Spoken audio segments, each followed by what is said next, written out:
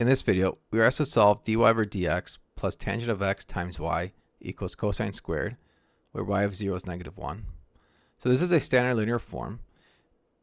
We define p of x here as a coefficient of y, which is tangent of x. And then q of x is whatever's going to be on the right side, which is cosine squared. We want to first compute the integrating factor, so then we can multiply both sides by it. So the integrating factor will be e to the integral of p of x dx, which p of x is tangent of x. And the antiderivative tangent is negative natural log absolute value of cosine x. And here we have e and the natural log. Those are going to cancel, but then the exponent goes on top of the cosine. So it's going to be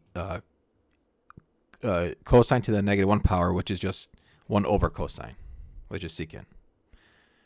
And so we multiply both sides by secant, and then we notice on the left here, this is just a derivative of y times secant of x. And then the right side, we have secant times cosine squared.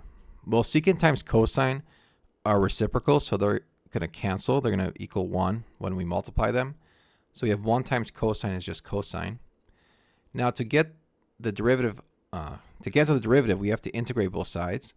And so we have y times secant of x equals the integral of cosine x dx, which that's just sine of x plus c. And now to solve for y, I could just multiply both sides by cosine. And we have sine of x plus the constant, all multiplied by cosine. Now when x is 0, y is -1.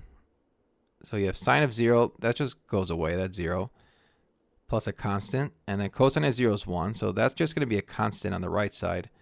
And on the left, it's going to be -1, so c has to be -1. And so when we put it together, we get y of x equals sine minus 1 times cosine.